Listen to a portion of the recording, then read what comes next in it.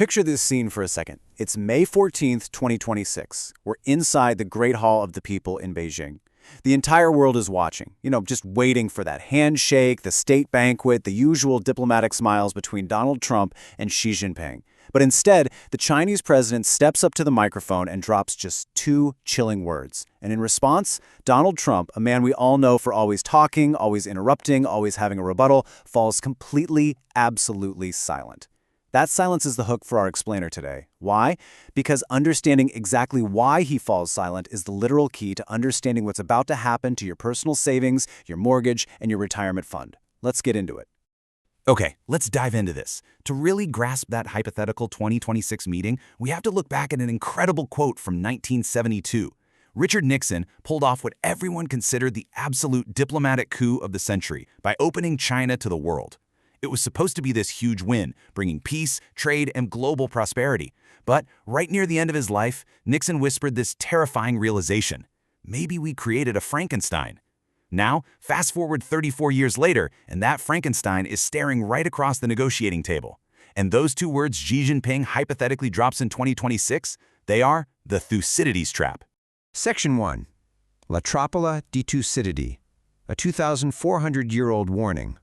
So Trump's hypothetical silence in that room, it underscores a massive historical danger. The Thucydides Trap is basically a geopolitical pattern where a rapidly rising power threatens to completely displace a dominant ruling power. And that dynamic, it creates a profound primal fear that very frequently leads straight to war. A Harvard professor actually spent years studying 500 years of global history to map this out, but the concept itself is ancient, originally documented 2,400 years ago by an Athenian general named Thucydides. He watched from exile as the brilliant, rapidly rising democracy of Athens instilled absolute terror in the established military powerhouse of Sparta. It wasn't just about trade or borders, it was about the deep-seated fear of being replaced. And here is the stark, chilling mathematical reality of that exact pattern. Out of 16 times in the last 500 years that a rising power has challenged a dominant established one, 12 of those instances ended in war. 12 out of 16 didn't end with a polite diplomatic handshake. They didn't end with a neat little trade compromise. They ended in absolutely devastating conflict. Tracing this pattern through history, obviously we first see that classic Sparta and Athens rivalry. But the mother of all modern examples, that happened in the early 1900s. England was the undisputed dominant power. They had the biggest fleet, the global reserve currency, the whole shebang. But Germany was rapidly rising, dominating in steel, chemicals, and heavy industry.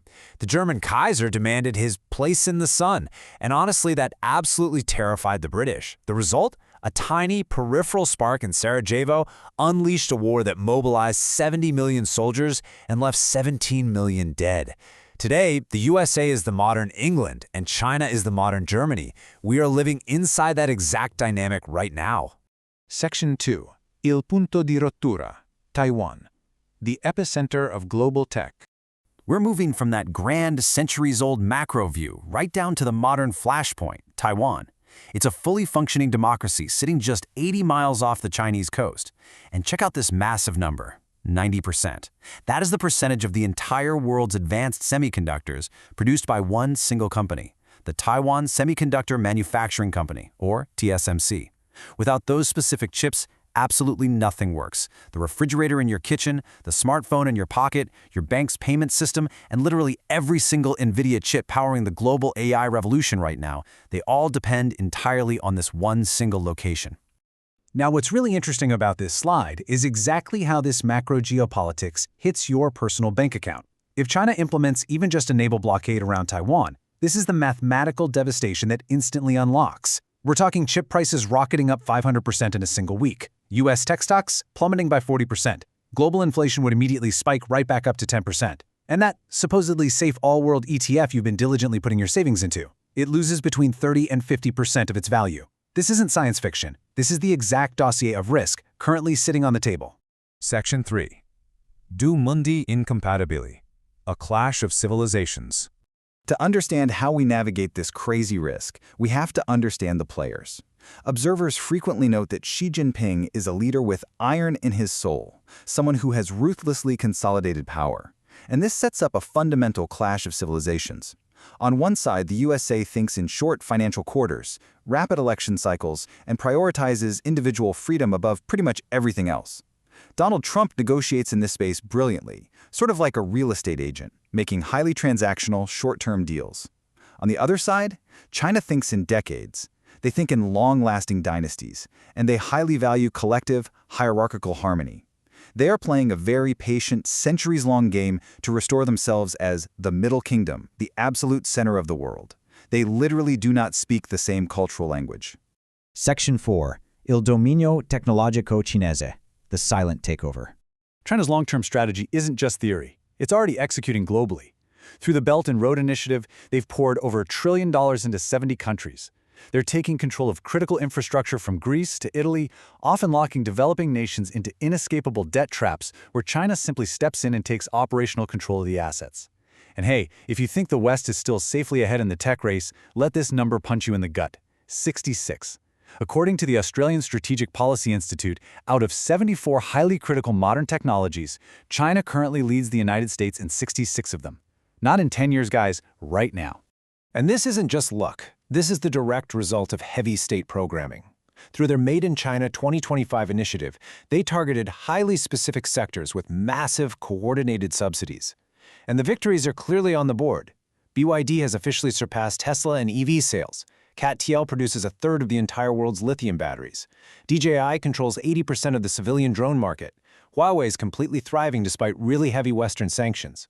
And even in the one area America thought it completely owned, AI, Chinese models like DeepSeek are proving they can absolutely rival top US tech, and they're doing it using just a tiny fraction of the capital.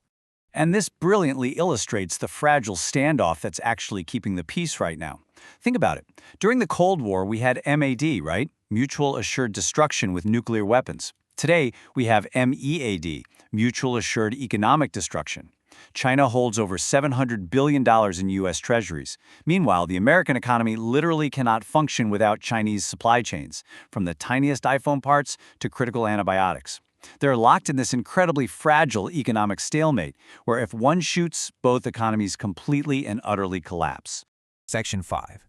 L'impatto sui tuoi soldi, from macro to micro. Okay, we've talked a lot about superpowers and global supply chains, but now I want to talk directly to you. Here are the 3 major, tangible threats to your personal finance right now. First is the illusion of diversification. You might feel super safe thinking your all-world ETF protects you, but the reality?